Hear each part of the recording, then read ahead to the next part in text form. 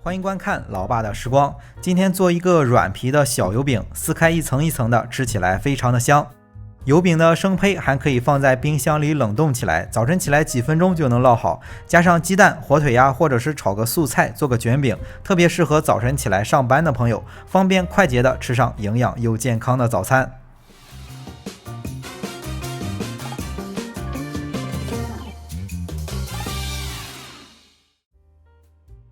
首先来和面，准备500克的中筋面粉，就是家里做包子、馒头最常用的面粉。面粉中加入350克左右的水，天气比较热可以用常温的，一般的情况下做这种比较软的油饼，用40度左右的温水比较好。接着再加入3克的盐，放的水比较多会比较粘手，先把材料搅拌成絮状再和面会好一些。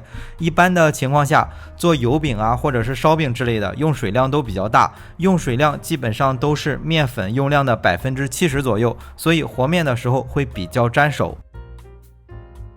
搅拌成絮状之后，可以拿到案板上，就像洗衣服一样，把面团这样揉搓一会儿，就不怎么粘手了。如果粘的比较严重，可以抹上少许的油，会好操作一些。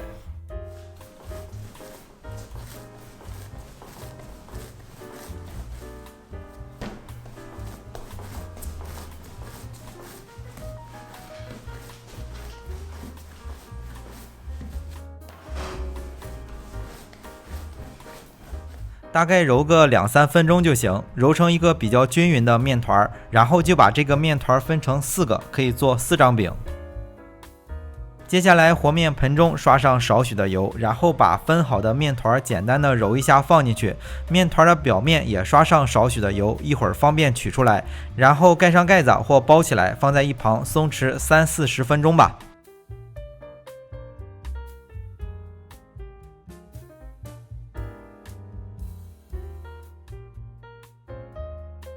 趁着这个时间来准备少许的油酥，油酥就是加热100克左右的食用油，家里平时炒菜的油就行。加热到微微有一点冒烟的时候，就先把火关掉，然后加入70克左右的面粉，搅拌均匀就行了。想吃有咸味的饼，油酥里面可以适当的加入2到3克的盐。准备的油酥用不了，可以放在冰箱里保存起来。油酥不易变质，可以放到下次来用。搅拌均匀就放在一旁放凉备用。面团松弛了半个小时就变得很软了，案板上抹上少许的油防粘，取出松弛好的面团，摊成一张薄饼。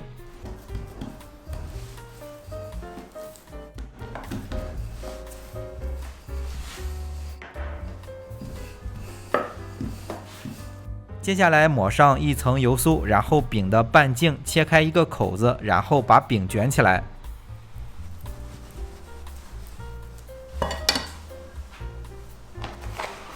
刮板在中间拉它一刀，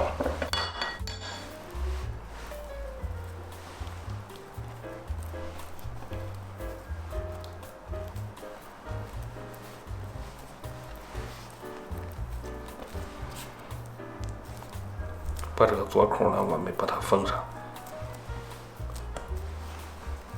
这个尖头呢，我们冲上，摁着尖头呢，我们把它摁下去。好了，我们这个一个饼胚呢，我们就做好了。全部做好之后，可以提前准备几张烘焙用的油纸，然后把生胚摊好之后加在油纸里。这样的话，我们就可以把生胚放在冰箱里冷冻起来。最近的天气比较热，我们这边都到40度了，根本不愿意进厨房。提前准备一些这样的油饼冻在冰箱里，早晨起来做个早餐还是很方便的。冷冻的油饼早晨起来拿出来之后，稍等几分钟，趁着这个时间把电饼铛预热上，或者是用平底锅也可以。同样的材料换一种做法，可以做出类似于手抓饼的胚子。刚才的油饼是做了4张，手抓饼大概可以做10张。面团和好以后就不用分了，直接放在和面盆中松弛30分钟左右。松弛好之后，直接分成10个面剂子，然后把分好的剂子简单的再团一下。接下来和刚才做油饼一样，把面剂子摊成一张面皮。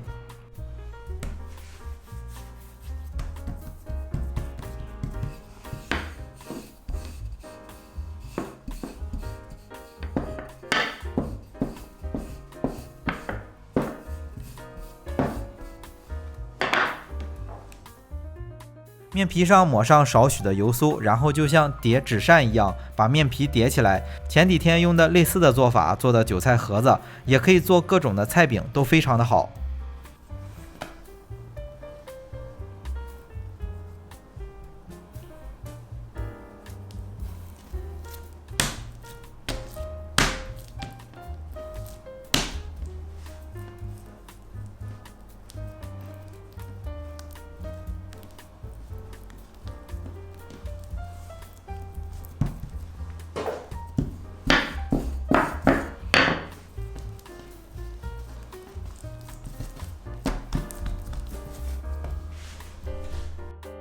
10个面胚子全部做好之后，从第一个开始擀成薄饼，放在油纸上，放入冰箱储存起来就可以了。一般家用的电饼铛估计功率都差不多，都是用大火来烙。手抓饼的话3分钟左右，油饼的话8分钟左右。如果是用平底锅明火烙的话，就灵活掌握一下，只要看表面上色，基本上也就熟了。这样，我们一个非常松软的可以夹菜的这个小油饼呢，我们就做好了。这个就是烙好的油饼，出层特别的好，早晨起来适合配个汤。手抓饼的话，可以烙的时候加个鸡蛋，就像早餐摊上卖的加鸡蛋的手抓饼一样，也可以加一些肉啊、火腿之类的，或者是炒一个简单的素菜，方便快捷、营养健康、干净又卫生。好了，为了方便大家去记视频中所需要的材料，视频下方的备注栏或留言区有文字版的配料，有问题可以在留言区留言。大家如果喜欢老爸做的美食，可以帮忙关注、点个赞，谢谢大家。那今天的这期美食到这里也就结束了，也祝大家生活愉快。